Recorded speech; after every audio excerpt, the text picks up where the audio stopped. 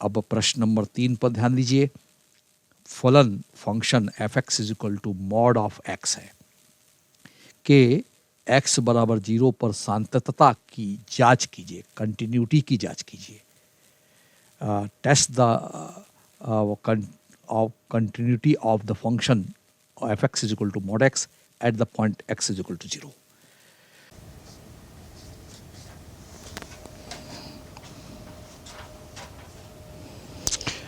तो बच्चों और अच्छे से आपको कंटिन्यूटी का ज्ञान होते जा रहा होगा। तो क्वेश्चन नंबर 3 के थ्रू मैं आपको और फलन के संतत के बारे में अच्छी जानकारी दे रहा हूँ। प्रश्न नंबर 3 में ये कह रहा है कि एक फंक्शन एफ एक्स है, वो मॉड एक्स है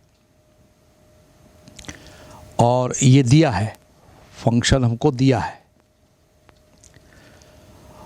और आपको ये कह रहा है कि ये फलन एक जो मॉड एक्स है, मापांक एक्स है, एक्स बराबर 0 पर एफ एक्स के संततता की जांच कीजिए। जांच करना है, ये प्रश्न का कहना है। तो निश्चित रूप से आप देख रहे होंगे कि फंक्शन एक आपको नज़र आ रहा है, वो मॉड एक्स है, मापांक x के फॉर्म में है और इसकी परिभाषा आपको मालूम है कि ये मॉड x होता है कब, जब x ग्रेटर देन 0 हो। ये 0 होता है जब x बराबर 0 हो। मॉड x का मान x कब होता है, जब x पॉजिटिव हो, 0 से ज़्यादा हो। और ये माइनस x होता है मॉड x कब, जब x लेस देन 0 हो, x निगेटिव हो। जहाँ तक इस फंक्शन की जो ग्राफ का सवाल उठता है, तो आपको मालूम है कि एफ एक्स को वो y बोलते हैं। यदि हम 10वीं और 11वीं से इसको कोलेट करें तो y बराबर x एक लाइन है, ये x एक्सिस है, ये y एक्सिस है, x डैश एक्सिस है और ये y एक्सिस है, ये y डैश एक्सिस है। मैं आपको इजी कठिन न लगे इसके लिए कह रहा हूँ कि y बराबर x आप परिचित है, वो मूल बिंदु से जाने वाली लाइन है, लेकिन x की वैल्यू पॉजिटिव है। ये देखिए पॉजिटिव है, तो ये y बराबर x को डिनोट करता है। और x बराबर 0 पर इस ग्राफ में ये x बराबर 0 है यहाँ, और y बराबर माइनस एक्स है, तो y बराबर माइनस एक्स लाइन ऐसी होगी। नेगेटिव, यहाँ पर नेगेटिव नंबर्स लेते हैं हम x एक्सिस में। जब x की वैल्यू नेगेटिव होती जाएगी तो ग्राफ इस प्रकार से होगा, ये y बराबर माइनस एक्स है। ये जो होल ग्राफ आप देख रहे हैं, ये जो आलेख खींचकर मैंने बताया, ये मॉड एक्स का ग्राफ है। उसमें ये भी शामिल है, ये 0 भी शामिल है, ये कोना भी शामिल है, ये दोनों लाइन शामिल है। लेकिन प्रश्न कह रहा है कि इसकी जांच करना है लेफ्ट x बराबर 0 पर कि ये फंक्शन इस बिंदु पर संतत है कि नहीं। तो निश्चित रूप से x बराबर 0 पर एफ एक्स की हम लेफ्ट हैंड लिमिट लेंगे। अभी मैंने डिस्कस में बताया था पहले प्रश्न करने से पहले कि हमें किसी फंक्शन की संततता की जांच करना है बिंदु पर, तो लेफ्ट हैंड लिमिट लेना चाहिए, फिर राइट हैंड लिमिट लेना चाहिए और फिर उस बिंदु पर फलन का मान निकालना चाहिए। तीनों मान बराबर होंगे तो फलन संतत होगा उस बिंदु पर। तो इस बिंदु पर मैं लेफ्ट हैंड लिमिट कैलकुलेट कर रहा हूँ, उसको लिखते कहते हैं कैसे हैं, limit x tending to 0 minus of F X. इसका मतलब क्या है, ये बच्चे नहीं समझते हैं, थोड़ा ध्यान देंगे। ये 0 के ऊपर मैंने पावर में माइनस लिखा है, इसका मतलब मैं नेगेटिव संख्या से, ऋणात्मक संख्या से जीरो की तरफ अग्रसर हो रहा हूँ। तो जीरो की तरफ अग्रसर हो रहा हूँ, ये इसका मतलब है। तो मैं नेगेटिव डायरेक्शन से मैं जीरो की तरफ अग्रसर हो रहा हूँ, लेकिन जीरो के लगभग नज़दीक पहुँचूंगा। तो नेगेटिव डायरेक्शन, नेगेटिव नंबर्स के लिए जो परिभाषा है वो तो ये है। तो इसका मतलब ये हुआ कि मुझे limit x tending to zero के ऊपर माइनस के केस में ये एफ एक्स के जगह माइनस एक्स लिखना चाहिए।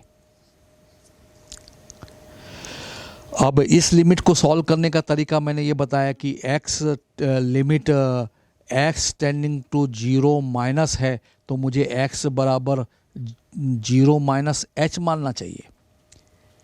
और इस केस में limit h tending to zero plus होगा, जीरो से थोड़ा सा ज़्यादा होना चाहिए, तभी ये जीरो से कम होगा,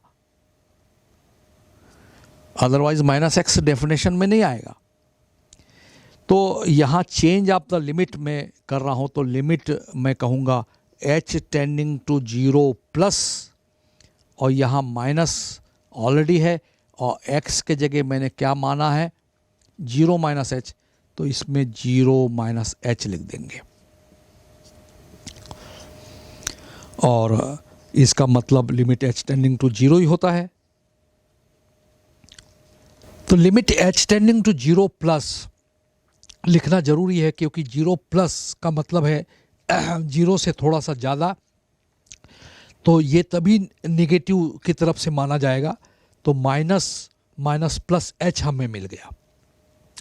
जब मैंने ये भी कहा आपको कि इसका मतलब भी आप ये मान के चलेंगे कि limit h tending to zero, zero के बहुत नज़दीक है, तो इसकी लिमिट जब हम लेंगे तो जीरो आएगी।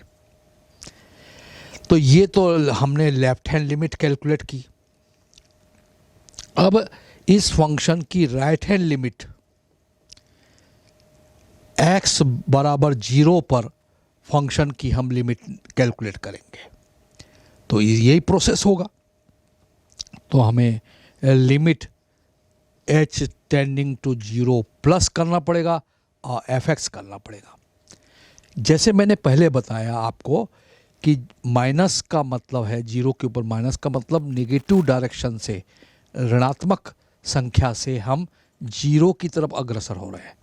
यहाँ जीरो के ऊपर पावर में प्लस है, इसका मतलब मैं पॉजिटिव इन्फिनिटी नंबर से मैं जीरो की तरफ अग्रसर हो रहा हूँ।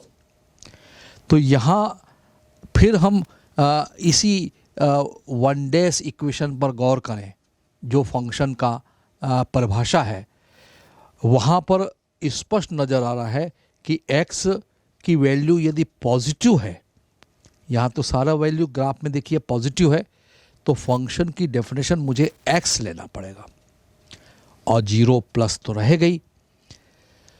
अब हमें क्या मानना पड़ेगा, माना जैसे पहले हमने जीरो माइनस एच माना था लेफ्ट हैंड लिमिट में, जीरो के ऊपर माइनस पावर है या जीरो के ऊपर प्लस पावर है, तो x बराबर मुझे जीरो प्लस एच लेना पड़ेगा। तो जब मैं इसको कैलकुलेशन को आगे सिंप्लीफाई करूँगा, तो x tending to h tending to h tending to zero plus लेना पड़ेगा। क्यों? क्योंकि बगल में आप ध्यान दीजिए कि limit x tending to zero से थोड़ा सा ज़्यादा है, तो सवाल ही नहीं उठता कि limit h tending to zero से थोड़ा सा ज़्यादा h को लेना पड़ेगा, तभी x का मान थोड़ा सा जीरो से ज़्यादा होगा। हालांकि मैंने इसका मीनिंग आपको बताया है कि जीरो के ऊपर प्लस का मतलब माइनस इन्फिनिटी से हम जीरो की तरफ अग्रसर हो रहे हैं। तो यहाँ हम जीरो प्लस h लिखेंगे, और आप चाहो तो और इसको सिंप्लीफाई कर ले। इसका मीनिंग मैंने बताया आपको कि limit h tending to zero भी आप लिख सकते हो। तो limit h tending to zero h, इसकी भी लिमिट जीरो आई। तो हमको राइट हैंड लिमिट जो दिख रही है ये समीकरण नंबर 1 डैश है, लेफ्ट हैंड लिमिट मिली ये समीकरण नंबर 2 है, और जो लेफ्ट हैंड लिमिट 2 है, राइट हैंड लिमिट इसको समीकरण नंबर 3 मान ले। और फंक्शन की जो वैल्यू है x बराबर 0 पर फलन का मान क्या है, f0।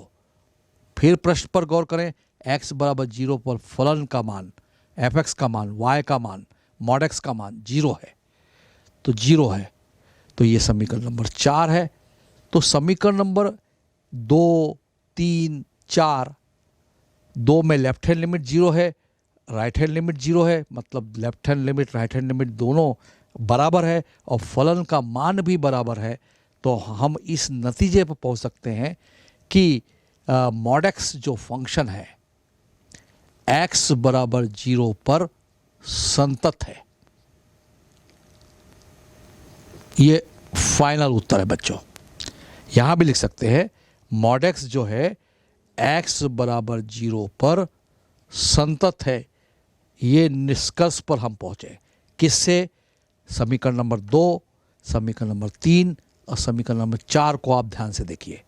लेफ्ट हैंड लिमिट 0 है, राइट हैंड लिमिट भी 0 है और फलन का मान भी 0 है, तीनों मान बराबर हैं। तो इस प्रश्न से आप संतत को बहुत अच्छे से समझ गए होंगे।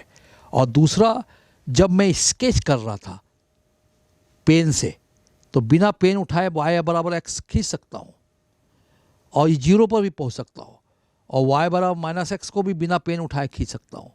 तो उस गणितज्ञ ने ये कहा था कि किसी फलन का ग्राफ यदि मैं बिना पेन उठाए खींच सकता हूँ तो वो फलन उस स्केच किए गए समस्त बिंदु पर संतत होगा। तो चित्र से ही हम निष्कर्ष पर पहुंच सकते हैं। तो वो काम आपको कॉम्पिटिटिव एग्जामिनेशन में काम आएगा, लेकिन 12वीं क्लास में आपको इस प्रकार से एक्सप्लेन करना पड़ेगा कि लेफ्ट हैंड लिमिट निकालना पड़ेगा, राइट हैंड लिमिट निकालना पड़ेगा और फलन का मान भी निकालना पड़ेगा, और तीनों मान बराबर होंगे तो उस बिंदु x बराबर 0 पर मॉड x फंक्शन संतत होगा।